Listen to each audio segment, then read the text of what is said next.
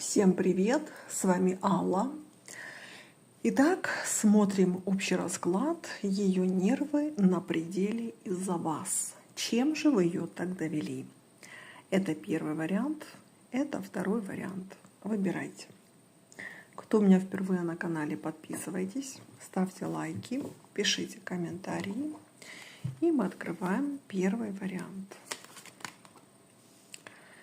Итак, что происходит между вами на сейчас? Почему она на пределе?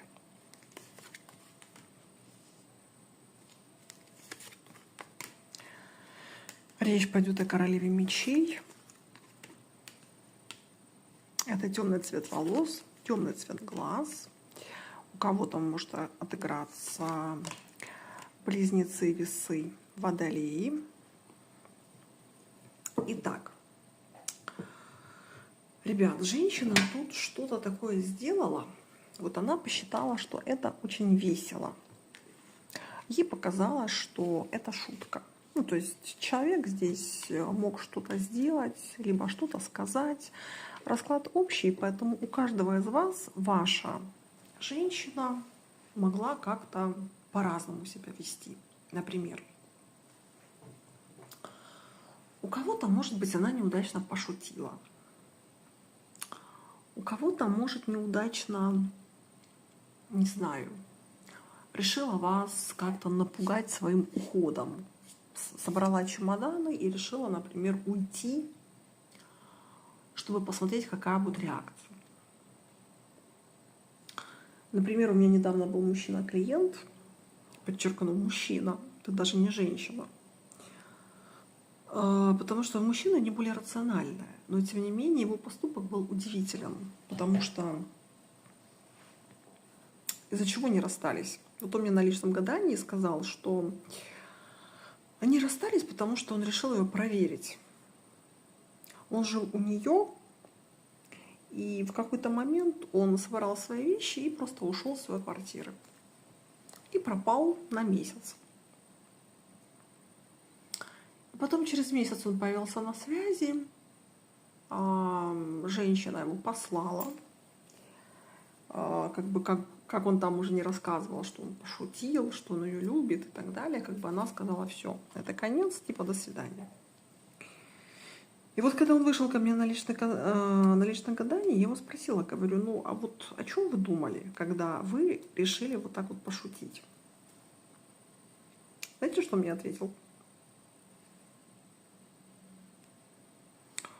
Он мне сказал, говорит: я хотел ее проверить. Я говорю: вы знаете, ну я от женщин такое слышала. Ну, женщины, конечно, иногда такое мочат. Но чтобы мужчина вот такое отмочил, это, конечно, для меня было очень удивительно.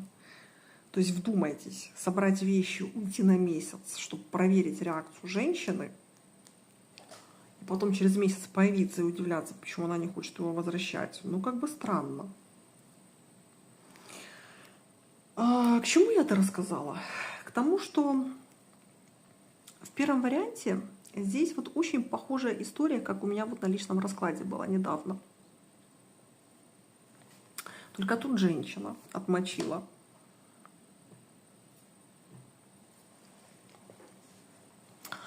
Тут, ребят, женщина что-то такое пошутила, я не знаю, там что-то решила спровоцировать, что-то проверить. И вот тоже очень неудачно. Аркан смерть — это про то, что мужчина здесь не оценил этой шутки.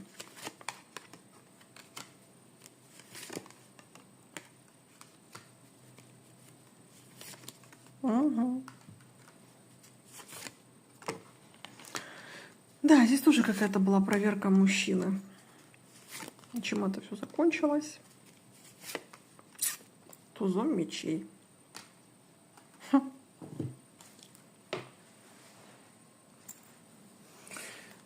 Закончилось это тем, что люди здесь расстались.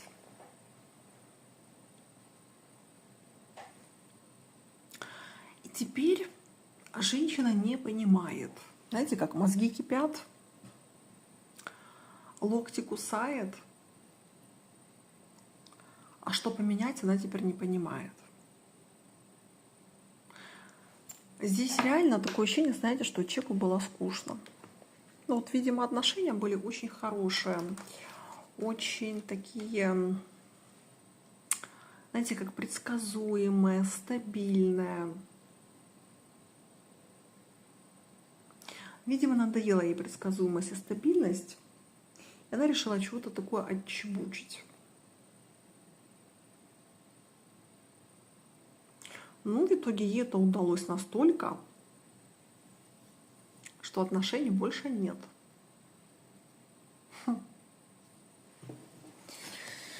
Так, отношение мужчины ко всему этому. Типа, ну дура. Что я могу тут сказать?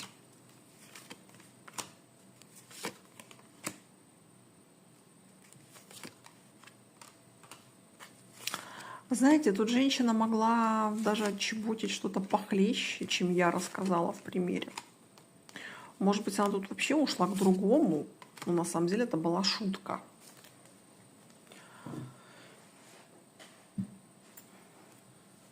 Тут женщина могла просто спровоцировать на ревность.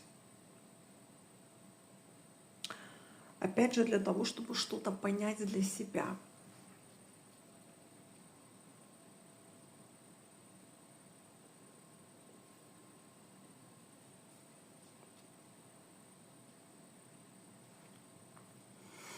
Мужчина здесь не повелся на вот эти проверки, и здесь люди расстались. Хочет ли мужчина помириться? Ну, спорный вопрос. Знаете как? Если это была жена, то, в принципе, мужчина здесь, конечно, готов принять, как говорится, извинения и помириться. Ну, большинство это жена была. Но, ребят, если это была любовница или если это была просто женщина, с которой мужчина был какое-то время вместе, то нет. Мужчина здесь даже не хочет ни извинений, ни объяснений. Ну, типа, зачем мне это надо? А зачем этот детский сад? Так, а чувства здесь какие у этой женщины? Ребят, знаете, о чем речь? Здесь речь о том, что до вас у этой женщины не было мужчин с мозгами. Давайте так выражусь. До встречи с вами здесь могли быть мужчины, у которых был очень завышенный уровень инфантилизма. И женщина привыкла общаться именно вот с таким типажом мужчин. Именно этим объясняются ее вот эти глупые шутки. То есть она не привыкла общаться с мужчинами созрелыми, взрослыми, ответственными, самодостаточными. У нее не было такого опыта. Поэтому смотрите, если в первом варианте здесь просто была какая-то глупость, но тут не было измены, то здесь, конечно, можно помириться, потому что женщина здесь хочет быть с вами. Она уже поняла свою глупость. Она уже поняла, что она вас потеряла, и что вы не будете играться в эти игры. Поэтому, в принципе, если вам эта женщина нужна, то тут можно помириться, потому что она для себя выводы правильные сделала. Кому нужна помощь, обращайтесь ко мне за личным гаданием. Разберем вашу конкретную женщину и вашу конкретную ситуацию. Помогу, подскажу, как лучше поступить, чтобы эти отношения вернуть. Кому понравился расклад, ставьте лайки, пишите комментарии, подписывайтесь на мой канал. А мы смотрим второй вариант. Так, аркан повешенный. Сигнификатор. Тут женщина выносит мозг. Так, а из-за чего ты выносишь мозг? То я хочу с тобой быть, то я не хочу с тобой быть.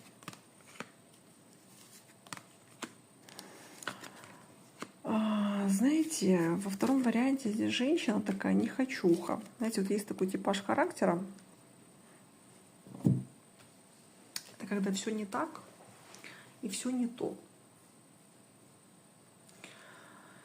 Здесь человек достаточно разбалованный во втором варианте. Здесь, может быть, вы ее разбаловали, может быть, до вас она была такая. Знаете, разбалованная — это когда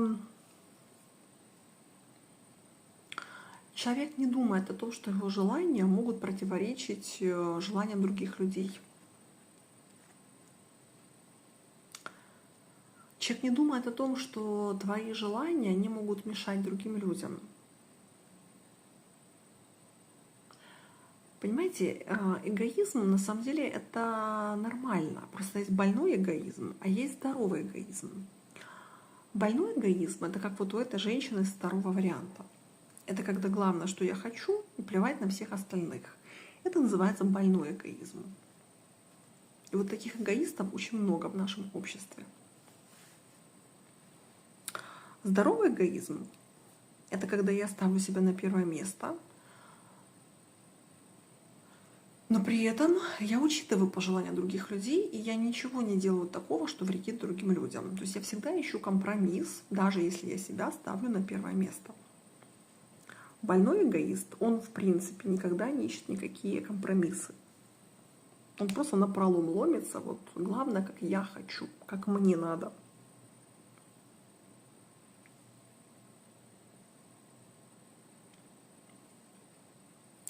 Вот женщина из второго варианта здесь капризная, вредная, здесь больной эгоизм. И во втором варианте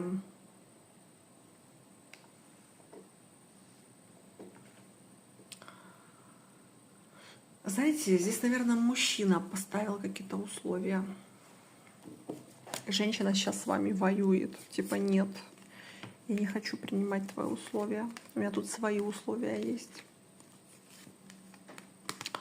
Да, ребят, у вас, знаете, как схлестнулись шпаги, хочется так сказать. Вы ей какие-то свои условия выдвинули, она вам какие-то свои условия выдвинула. И мужчина здесь понимает, что вот те условия, которые выдвигает женщина, они какие-то странные.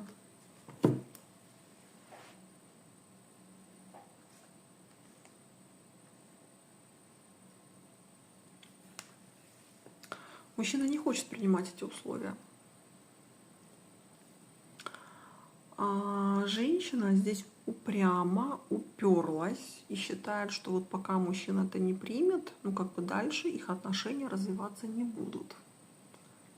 Вот на вот этом фоне сейчас у вас аркан повешенный.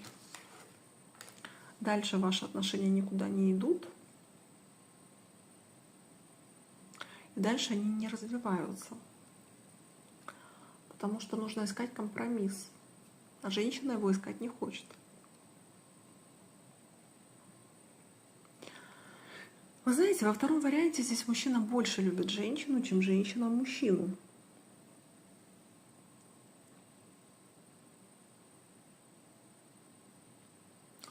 Во втором варианте здесь женщина больше принимает, а мужчина любит. Здесь не совсем взаимно. Какие у тебя чувства к мужчине? Ну, здесь женщина хочет, чтобы мужчина как бы ей помогал, решал ее проблемы, был ее таким, знаете, как папа, авторитет. Ну, как бы здесь, честно говоря, похоже больше, что мужчина не как мужчина, а как родитель, как авторитет. Да, во втором варианте очень много инфантильности.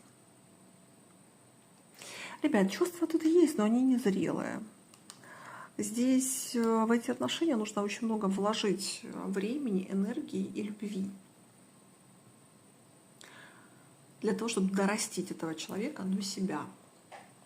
Помните, как в фильме было «Москва слезам не верит»? Как там это говорила? Женами генералов не становятся. Как-то так. Сначала там надо по гарнизонам поездить, там сначала ты капитан будешь, жена капитана, и потом там через какое-то время ты станешь женой генерала. К чему я это все? К Потому что готовых мужей и жен не бывает. Партнеров нужно доращивать. Что это значит? Это значит, что когда вы заходите в отношения, вы друг другу должны объяснять, что для вас в приоритете, что для вас категорически неприемлемо, как бы вам хотелось, что для вас архиважно, что нет, с чем вы готовы мириться, с чем вы не готовы мириться и так далее. И вот таким вот образом вы воспитываете друг друга под себя. Ну, то есть как бы вы друг другу объясняете, знаете, такое руководство по эксплуатации себя, ну, в хорошем смысле этого слова. И для любых отношений, ребята, нужно время. Потому что в любых отношениях вам нужно привыкнуть друг к дружке. Вам нужно привыкнуть к условиям друг друга, вам нужно привыкнуть к интересам друг друга, к каким-то категоричным принципам друг друга, к мировоззрению друг друга. Вот второй вариант, кстати, вот какая бы она тут ни была противная, вредная, эгоистичная, ребят, здесь есть нечто в этой женщине. Ну, то есть можно сказать, что вот эти чувства, их можно развить. Если здесь мужчина во втором варианте любит эту женщину, и мужчина мудрый, то вы знаете, здесь можно эту женщину дорастить до себя и быть с ней счастливым. Но если вы такой же, как она, вот вы два инфантила, то нет, тут ничего не будет, потому что здесь мужчина должен быть умнее, мудрее и даже старше по возрасту.